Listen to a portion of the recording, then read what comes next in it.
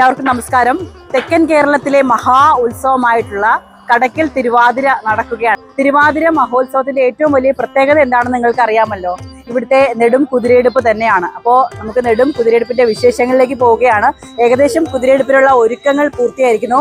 വളരെ ഭക്തി സാന്ദ്രവും അതോടൊപ്പം തന്നെ ആചാരാനുഷ്ഠാനവും ഒക്കെ തന്നെ കാത്തു സൂക്ഷിച്ചുകൊണ്ടാണ് നമ്മുടെ ഈ നെടും കുതിരയെടുപ്പ് നടക്കുന്നത്. കടയ്ക്കൽ തിരുവാതിരയുടെ വിശേഷങ്ങളിലേക്ക്.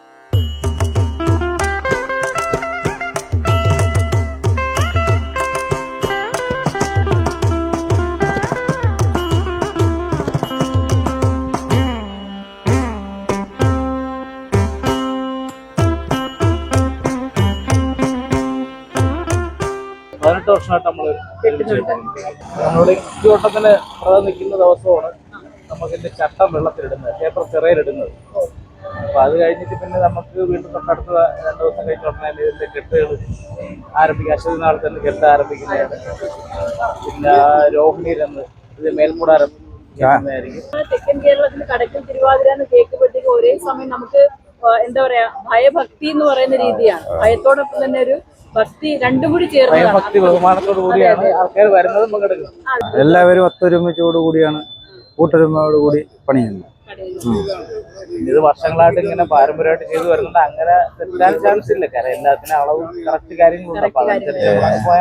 അപ്പോ നമ്മൾ കടയ്ക്കൽ തിരുവാതിരയുമായി ബന്ധപ്പെട്ടുള്ള ഒന്നും രണ്ടും കുതിരകളാണ്. ശരിക്കും 9 അടി പൊക്കത്തിൽ നിർമ്മിച്ചിരിക്കുന്ന വലിയ കുതിരകളാണ് എനിക്ക് പിന്നിൽ കാണുന്നത്.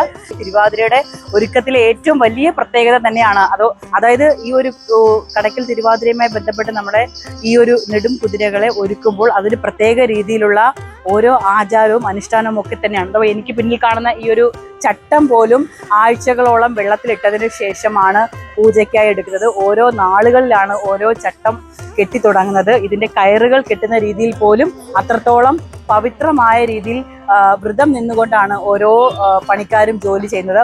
ഇവിടെ ഇങ്ങനെ വർഷങ്ങളായിട്ട് നിങ്ങൾ തന്നെയാണോ ഫുഡൊക്കെ? അതെ. ഇപ്പോൾ നമ്മൾ കുറേ വർഷങ്ങളായിട്ട് ഞങ്ങൾ ഈ കുതിരക്കാർക്ക് ഈ മകരനാൾ ദിവസങ്ങളിൽ നമ്മൾ ഇവർക്ക് അന്നദാനം ഞങ്ങളാണ് കൊടുക്കുന്നത്. തുടർന്ന് ഇനി അങ്ങോട്ട് മിക്കവാറുള്ള വർഷങ്ങളിലെല്ലാം അങ്ങനെ തന്നെ ചെയ്യാനാണ് ഞങ്ങളുടെ ഉദ്ദേശം. തിരുവാതിര എന്ന് വെച്ച് കഴിഞ്ഞാൽ നമ്മുടെ നാടിൻ്റെ ഒരു ദേശീയ ഉത്സവമാണ്. നമുക്ക് ഓണമല്ല ഏറ്റവും പ്രധാനമുള്ളത്. ഇവിടെയുള്ള എല്ലാ പട്ടാളക്കാരും എല്ലാ ഗൾഫുകാരും വരാൻ പറ്റുമെങ്കിൽ ആ ദിവസം ഇവിടെ വന്നിരിക്കും. ഏതെങ്കിലും മാർഗം ഉണ്ടെങ്കിൽ. ഞാനും പട്ടാളത്തിലായിരുന്നു 18 വർഷം. ആദ്യം ഗൾഫിൽ പോയി. എങ്കിലും എന്തെങ്കിലും ഒരു സാധ്യത ഉണ്ടെങ്കിൽ, ഒരു ശതമാനം ഉണ്ടെങ്കിൽ ഞങ്ങൾ ആ സമയത്തോടെ എത്തിയിരിക്കും. അതാണ്. ഇല്ലെങ്കിൽ നമുക്കവിടെ ജീവിക്കാൻ പോലും അത്രത്തോളം ഒരു മാനസികമായൊരു ബുദ്ധിമുട്ടുള്ളതാണ്. അപ്പോൾ ഏതായാലും ഇത്തവണത്തെ ആഘോഷ ശരിക്കും പറഞ്ഞാൽ ഭയങ്കര ഗംഭീരമാക്കുകയാണ്. അപ്പം നമ്മുടെ കടയ്ക്കൽ തിരുവാതിരയിലേക്ക് എല്ലാവർക്കും സ്വാഗതം.